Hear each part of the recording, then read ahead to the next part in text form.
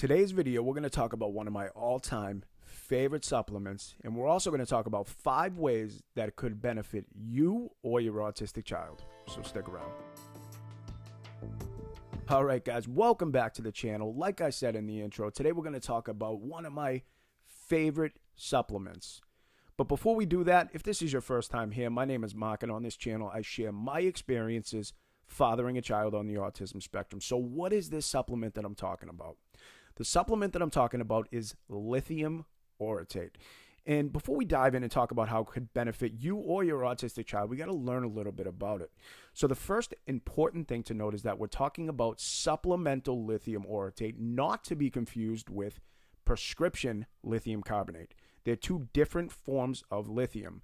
Prescription lithium carbonate is given at much higher dosages. Generally, it's prescribed to psychiatric patients that are struggling with issues like bipolar disorder. Lithium has some unique properties in the way that it works, making it vital for brain function as well as mood and behavior. All right, so now that we have some baseline knowledge about supplemental lithium orotate, let's talk about what you're all here for, because most of us are all here for the same thing. We're here to help our children, to find different ways to support them, safe ways to support them, to help them reach the highest quality of life possible for our children. Whatever that looks like for each individual, that's the goal, right? To optimize their health, to help them reach their full potential, all right? So let's talk a little bit about how it could possibly help, right? So as many of you know, a lot of our children struggle with mood disorders, right? Things like anxiety, depression, impulsivity control, anger, aggression, or maybe they struggle with other things like ADD, ADHD, right? Those are all kind of coupled together, and many of our children struggle with a lot of those, right?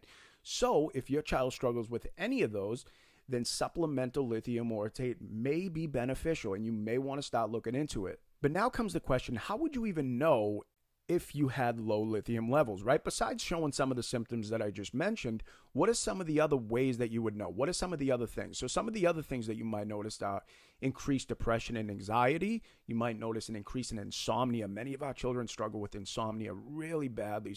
So that might be a sign, right? They might have increased stress and chronic pain, as well as decreased ability in memory and learning. They might also have a decrease in natural healing processes.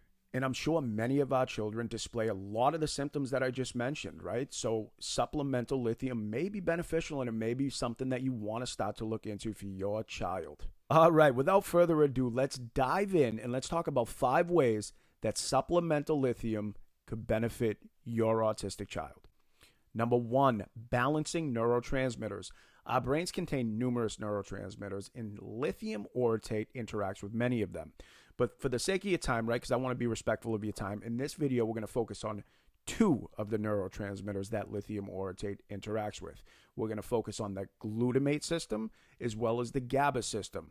So glutamate is the main excitatory neurotransmitter in your brain, and GABA is the main inhibitory neurotransmitter in your brain.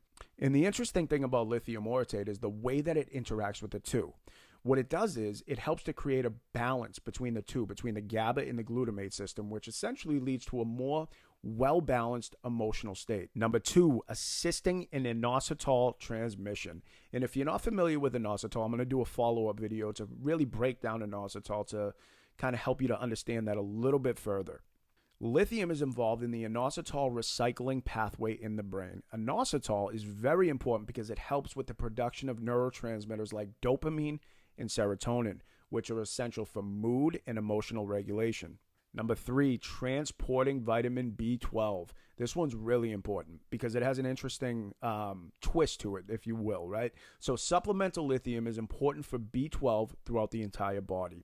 And lithium helps to transport B12 throughout the body. Without adequate levels of lithium, B12 won't be transported correctly, and your child may show signs of low levels of B12. But the interesting thing is sometimes they may not actually have low levels of B12, right? Because they may just be suffering from low levels of lithium, and that's hard to detect. So what might happen is, right, you're going to continue to supplement with B12, but you're not going to notice any improvement because the real issue is low levels of lithium. Number 4, depression. And this is a huge one, right? Not just for our children, but for us, right? Especially what's going on in the world. There's a lot of things going on in the world. So this one is huge. And as we know, many autistic children struggle with depression, and supplemental lithium has been shown to help with treatment-resistant depression.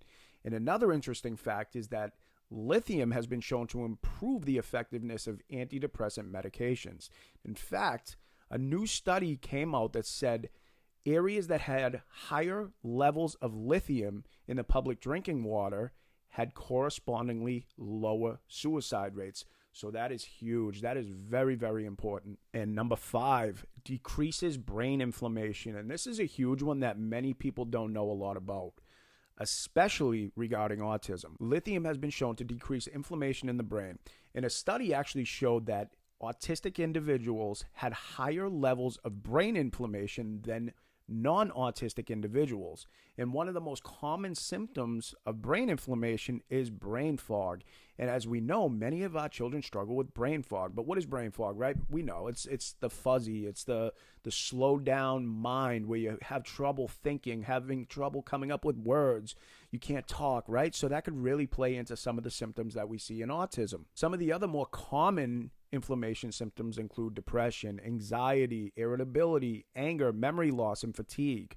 And this one I found very, very interesting. Even getting a song stuck in your head can be considered a symptom, right? Which plays into the repetitive behaviors commonly seen in autism. So I thought that was really interesting.